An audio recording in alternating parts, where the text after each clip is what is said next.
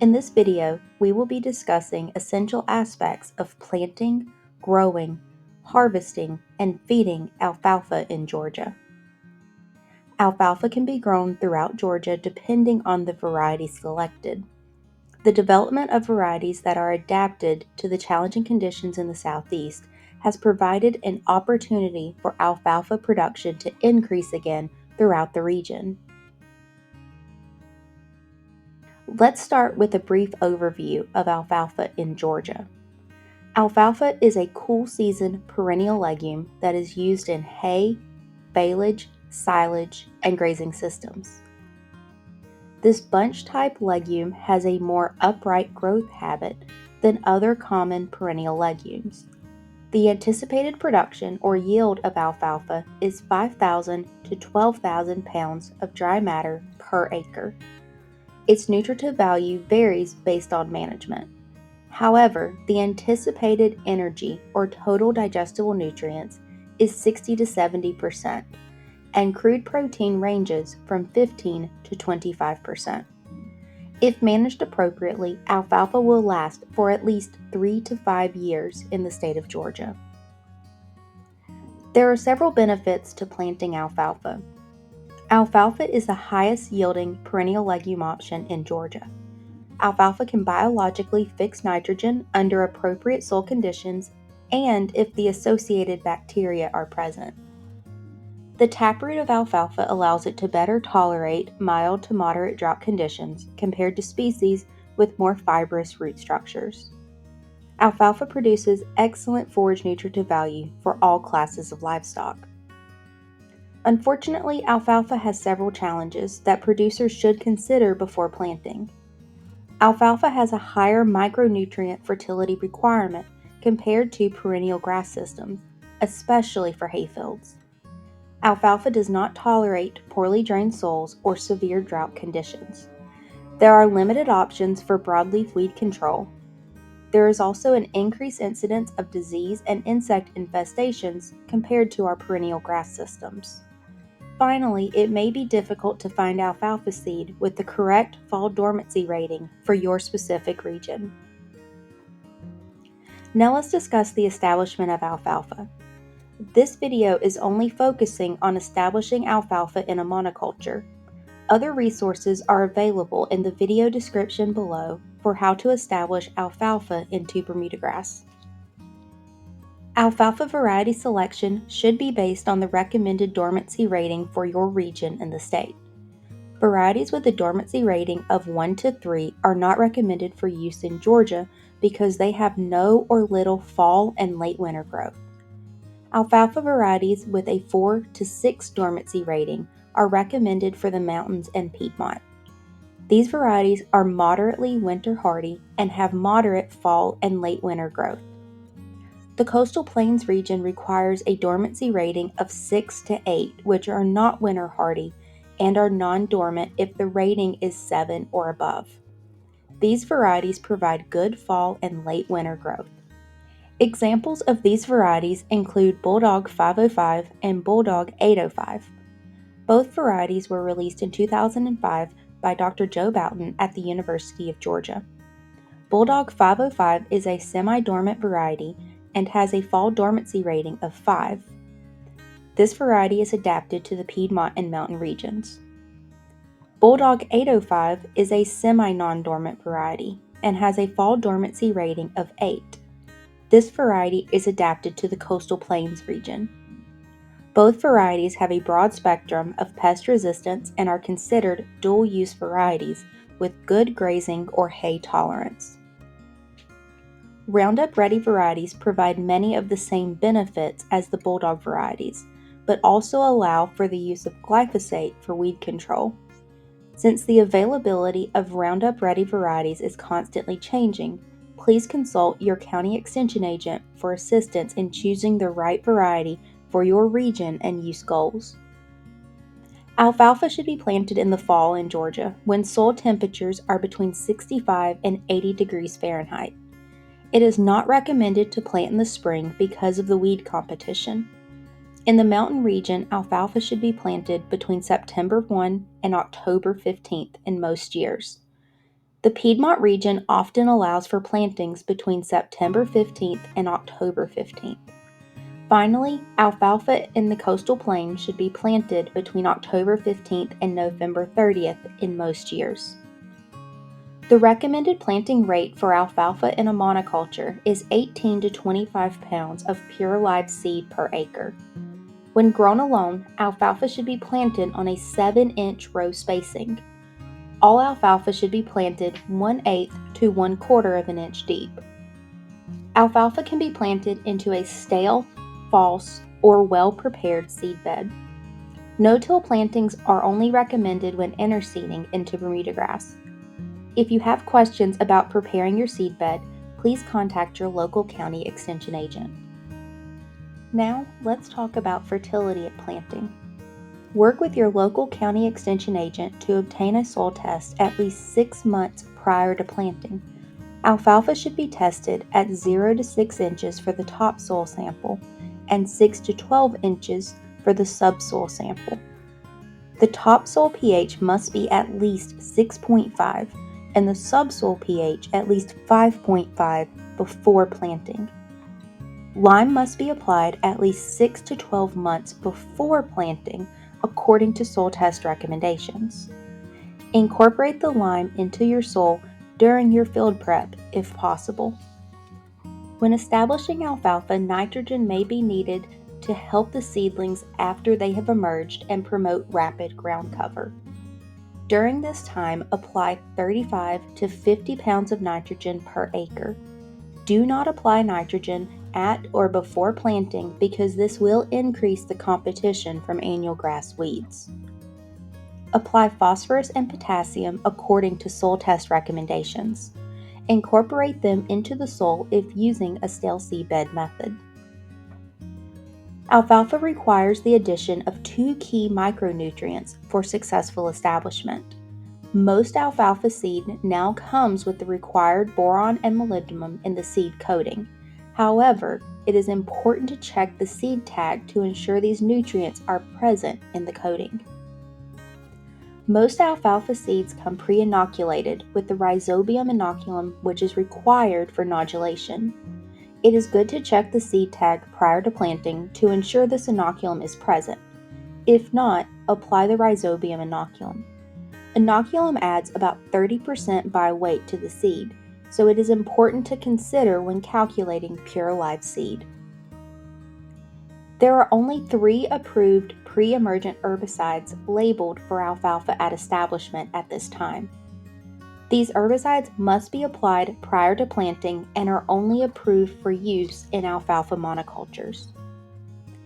After the successful establishment of alfalfa, it is important to control weeds during the post-emergent phase. These herbicides must only be applied when the alfalfa is at the correct height and has the minimum number of trifoliate leaves, which typically range from 2 to 4. Approved post-emergent herbicides for use in after alfalfa establishment may be found in the University of Georgia Pest Control Handbook. One of the most common questions that is asked for post-emergent weed control in alfalfa is, can I use glyphosate? This is dependent on the alfalfa variety that has been planted. Only use glyphosate on alfalfa varieties that have the Roundup Ready gene. If you do not have Roundup Ready alfalfa, mowing is often the best option for controlling problematic weeds during the establishment phase. The mowing height should be adjusted so little of the alfalfa is cut. You should plan to mow at least once per month, depending on the level of weed competition. Once established, alfalfa can suppress most weeds, and mowing may not be necessary if proper field management is followed. Let's move on to managing established alfalfa. We will start by discussing fertilization of established alfalfa. Soil fertility affects yield, carrying capacity, persistence, resistance to stress, nutritive value, and many other aspects of the forage production system. A balanced fertility program is critical to sustained longevity and economic sustainability of forage production systems. There are 16 essential nutrients for plant growth, and limiting their ability will negatively impact production. The three most common macronutrients we will apply in forage systems are nitrogen, phosphorus, and potassium. Nitrogen is important for the formation of plant proteins, an integral part of chlorophyll, and thus vegetative growth and dark green color. However, nitrogen is not required for alfalfa production if nodulation is occurring. This is because alfalfa has nitrogen fixation capabilities, resulting from the nitrogen-fixing bacteria that form root nodules on the alfalfa roots. To check the roots for nodules, carefully cut around an established alfalfa plant with a shovel before scooping from the ground. Rinse the roots gently with water to remove excess soil. Nodules that are fixing nitrogen will appear pink or red. Phosphorus plays a crucial role in many plant functions, including photosynthesis and nutrient movement within the plant, in addition to root development. Phosphorus is not often applied to our grass pastures, but may be required for alfalfa fields that do not have a history of grazing or manure applications. Phosphorus should be applied at up to 100 pounds of P2O5 per acre per year at any time over the course of the year.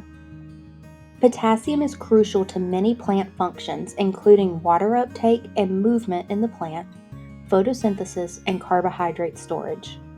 This is a critical nutrient to maintain stand density and longevity, plant vigor, disease resistance, and winter survival.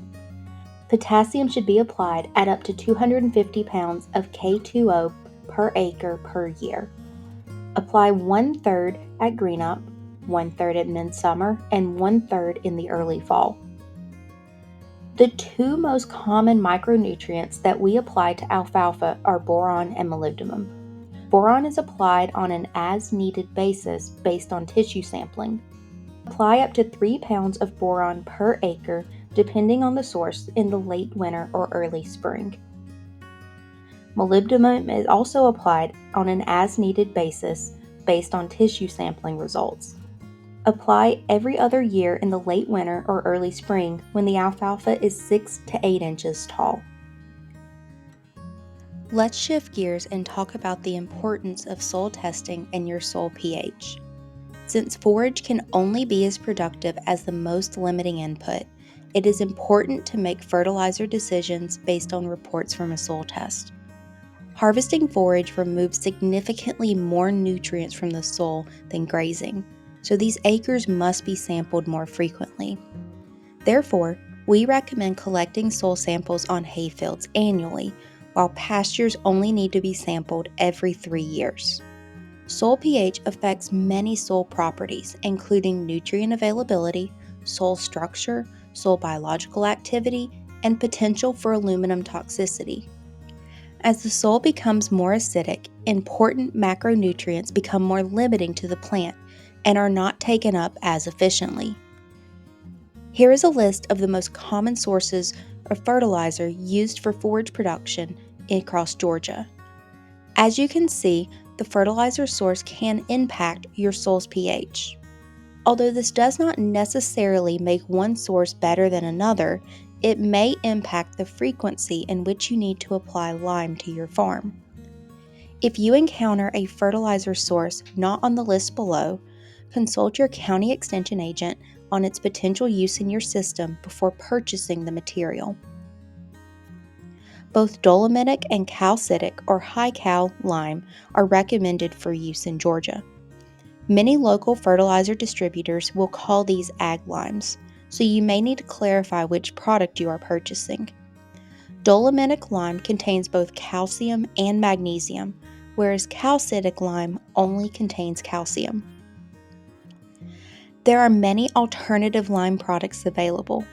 These may include products such as wood ash, eggshells, and more. Like animal manures, these products are highly variable and should be tested for their liming ability before application. Other macro and micronutrients are rarely limiting in alfalfa pastures or hayfields, so applications are made on a case-by-case basis. If a nutrient deficiency is suspected, please contact your local county extension agent for assistance with plant tissue testing. Forage systems are incredibly complex, so it's not surprising that many producer concerns are related to weed management. There are 4 weed control strategies that we can employ in alfalfa production systems. In many cases, you will use a combination of these strategies to control the weeds on your farm. This combination of control options is often called integrated weed management. Cultural weed control includes any management practice that improves the condition of alfalfa.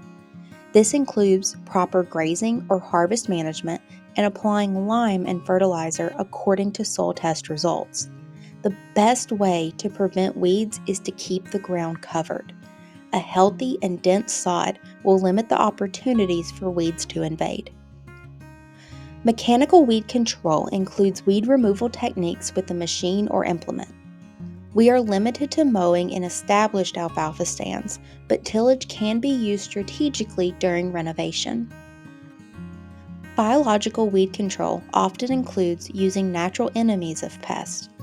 However, this may also include using the weed's growth habit and life cycle to our advantage. For example, some weeds are more susceptible to chemical weed control during certain seasons than others. This can improve the efficacy of the herbicide application. Chemical weed control includes any application of an herbicide to the forage system. Herbicides that are applied to prevent weed germination are called pre-emergent herbicides or PREs. Herbicides that are applied to control an emerged weed are known as post-emergent herbicides or POST. Refer to the specific product label for instructions on application type, rate, and timing. Please refer to the most recent edition of the University of Georgia Pest Control Handbook for updated efficacy ratings. This resource is available online and is free to download. The link is in the video description below. If you need help selecting an herbicide, please contact your local county extension agent. The effectiveness of a control strategy depends on proper identification of the weed species, stage of growth, plant stress, precipitation, temperature, time of year, application method and rate, and the ability to follow all instructions from the herbicide label. Insect control is another critical topic for maintaining established alfalfa stands in Georgia. Scouting for above-ground insects is most common with a sweep net made with a wood or metal handle and a cloth net. Walk randomly across the field and swing the net down deep into the canopy. After 20 to 25 swings of the net, carefully inspect the sample to see which insects are present. Use a large freezer bag or insect cube to contain the insects while you identify them. If identification is still a challenge, freeze the insects for 10 to 15 minutes and then place them on a solid working surface. Scouting for the alfalfa weevils population can be done using the shake bucket method. Walk the field and randomly stop every 20 to 30 steps throughout at 6 random locations. Measure the height of the alfalfa plants. At each of these locations, collect 5 stems. Be sure to gently break the stem off at the crown of the plant to not lose any larvae in the process. Once 30 stems have been collected, firmly grasp the stem in the bucket and shake vigorously to dislodge the larvae. Next, count the number of larvae present in the bucket. Record this number and divide by the total number of stems collected to get an average. This number, along with the height of the alfalfa plant, will help determine the treatment level for the field. Thresholds for chemical control methods are provided in the Georgia Pest Control Handbook.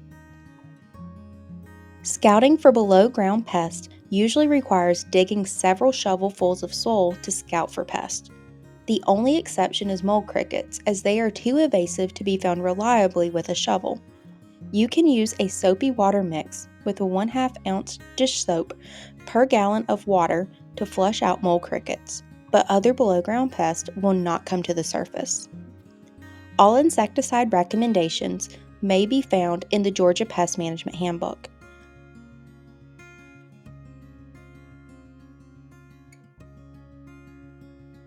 Viruses, bacteria, fungi, and nematodes can occasionally cause significant problems in alfalfa. Each of these infestations must be confirmed by a pathologist or similar scientist. Contact your local county extension agent if you suspect an issue in your alfalfa. Well-managed alfalfa pastures and hayfields are generally free from most disease problems. There are no cost-effective or labeled pesticides to control the above list of pests in alfalfa. If a disease outbreak occurs in alfalfa, the best option is to harvest or clean off the affected material as soon as possible. Prevention is critical for protecting alfalfa stands against disease. Apply potash as soon as possible. Nearly every diseased stand of alfalfa has a low soil potassium level. It may take several weeks to see the effects of potassium, especially if the alfalfa is really stressed. Adjust your soil pH if needed.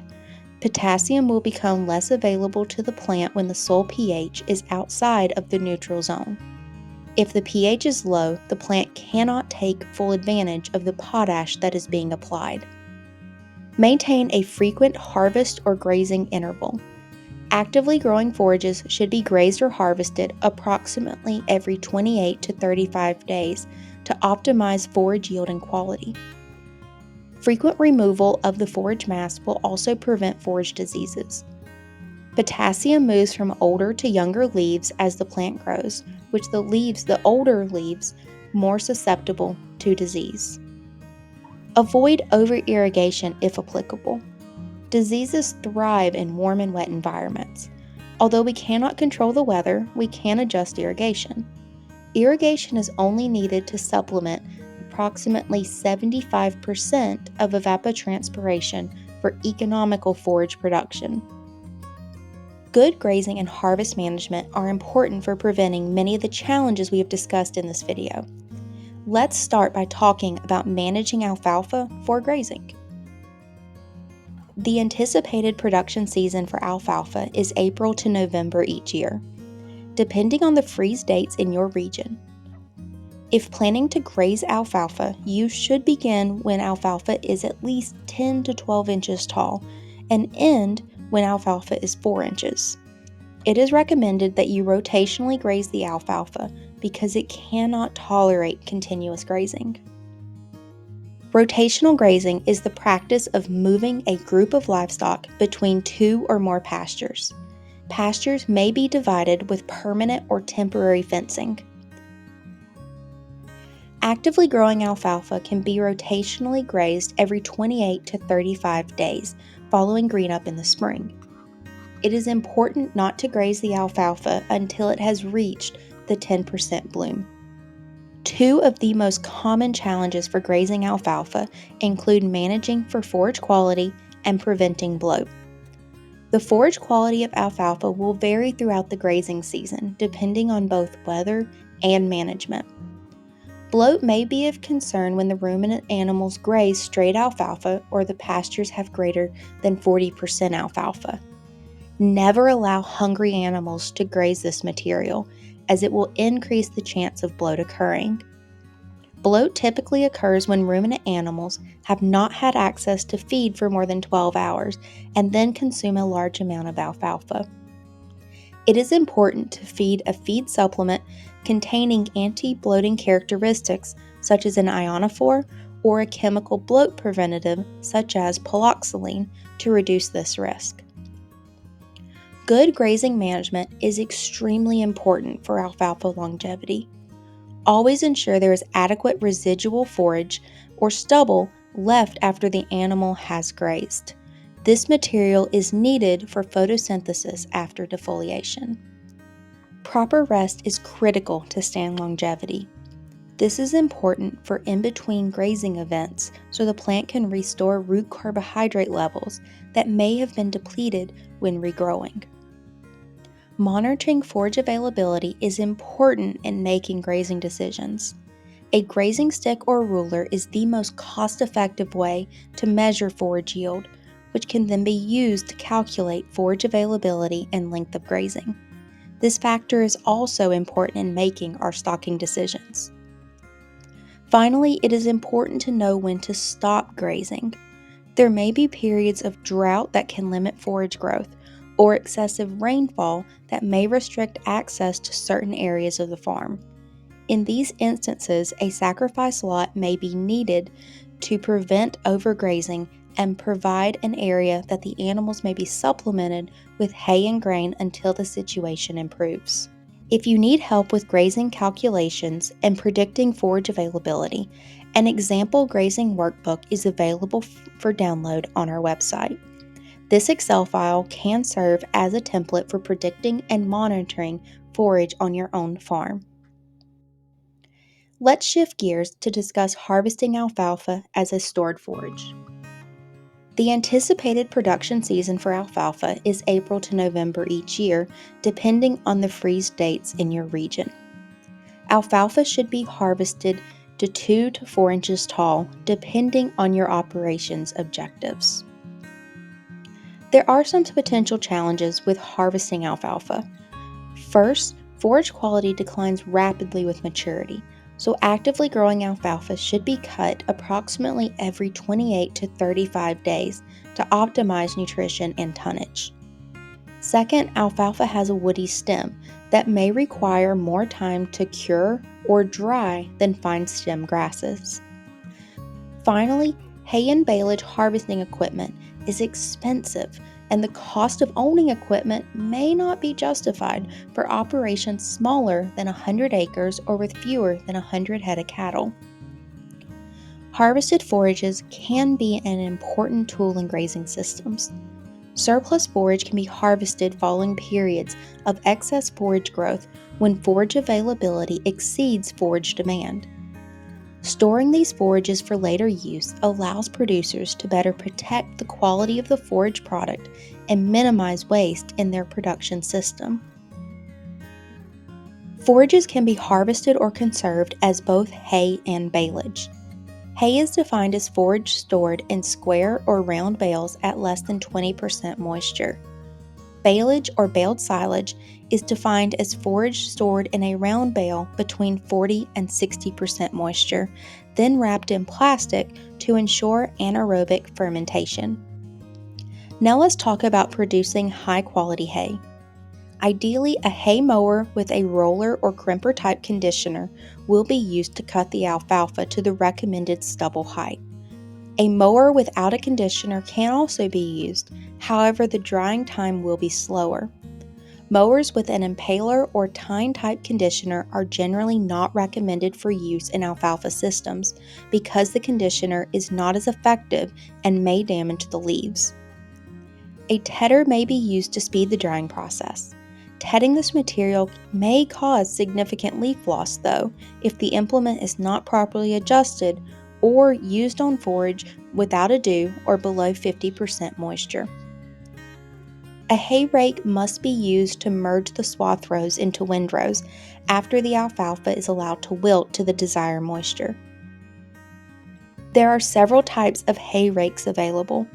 Rotary rakes are preferred because they are less destructive than a V or speed rake and parallel bar rakes. Rotary rakes are powered by the tractor's PTO, not ground-driven, as is often the case of the other two. This allows the forage to be gently swept into a windrow with the rotary baskets rather than being pushed or pulled across the ground. This can help you retain more leaves and reduce ash or soil content of the harvested material. If speed or parallel bar rakes must be used, adjust the tines so that they minimize contact with the ground. Hay can be baled with a square or round baler. Balers are used to accumulate the forage to be stored in the final product. There are many types of balers available on the market, each with their own pros and cons. Regardless of the baler used, it is important to make dense and uniform bales to improve nutrient retention during storage. The steps for producing high-quality baleage are similar to those for hay. The differences arise in baling and handling after baling. Balage is typically baled in a round baler, and the baler needs to be designed to accommodate these heavier bales. Bales should be wrapped within 4 hours of baling to ensure appropriate fermentation occurs, but no more than 12 hours. There are 3 types of baler wrappers available. An individual bale wrapper allows for single bales to be wrapped. Typically, a well-trained operator can only wrap around 20 bales per hour, but these bales allow for easier feeding. An inline wrapper allows for bales to be wrapped in plastic within a row. Operators can wrap at least 40 bales an hour, but once the tube of balage is opened, it must be fed at a rate of approximately 1 bale per day. An integrated baler wrapper simultaneously bales and wraps the bales in plastic. This is the most expensive option, however, it requires less labor than the other two. Since the bales are wrapped immediately, balage must be moved using a bale squeeze to prevent puncturing the plastic.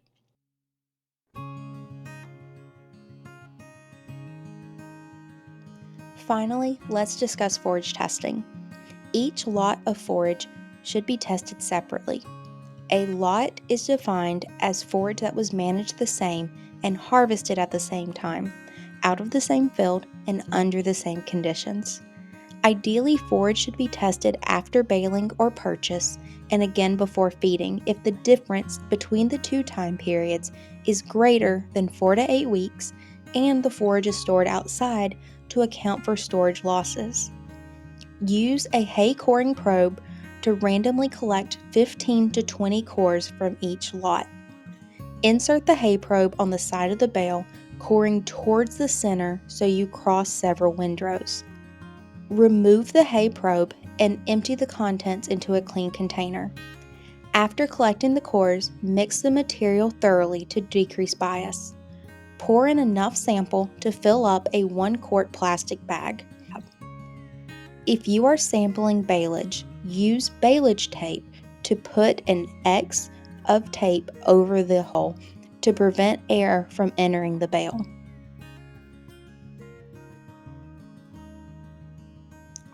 Thank you for joining us today. If you have not yet downloaded the book, the Alfalfa Forage Production Guide is available for free download from Apple Books and other platforms. The links may be found in the video's description below. If you need more information on alfalfa forage systems, please contact your local county extension agent. If you need help finding your nearest agent in Georgia, please call 1-800-ASK-UGA-1.